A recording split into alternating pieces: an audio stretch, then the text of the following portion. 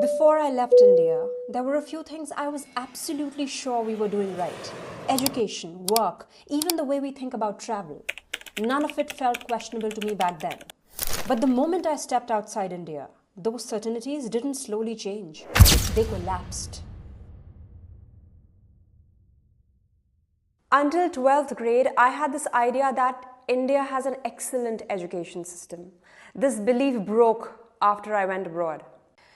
In India, if you go to a highly reputed school in your town, you will find that people who top all subjects and get the highest rank across the city are celebrated.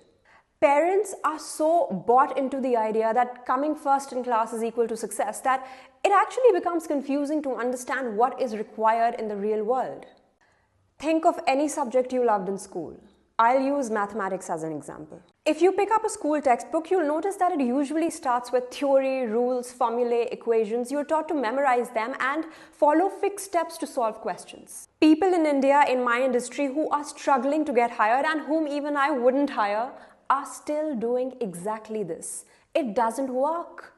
What you need to do, which I learned through my education and work experience abroad, is solve real practical problems using math. The equations come later. Let me give you a more relatable example. If there is a water pipe leak in your house or a water shortage issue in your building, how do you fix the problem for your gated society? This first requires you to speak with people in the society who will share practical details and different factors involved in the leakage. You will need to understand the situation, visualize it, and then build a mathematical solution. And most of the time, it's not some fancy, complicated algorithm. It's the analytical and creatively logical way of problem solving that actually solves the issue. In school, we just learned techniques with very little focus on questions like, what is the purpose of integration and differentiation? Where do I apply this method? Why this method? I truly understood the serious gaps in our education system only after leaving India and seeing the contrast. In India, partly because of the caste system, labor jobs don't have the respect they receive in many Western countries. And it's not just labor. When you go abroad as a student, you will see people in your class working part-time in grocery stores as waiters or bartenders.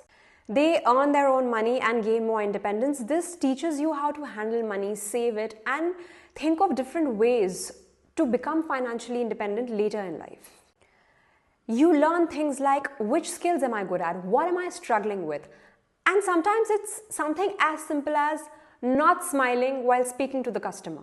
Doing these odd jobs also keeps your ego in check. I know some of the most inspiring success stories of people who started their career by clearing trash bins. About 10 years ago, I remember moving into a flat in London, and by flat I mean room, and it wasn't furnished.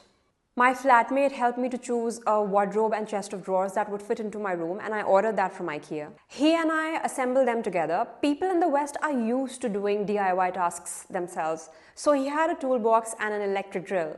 Careful with that. I actually enjoyed building it with him.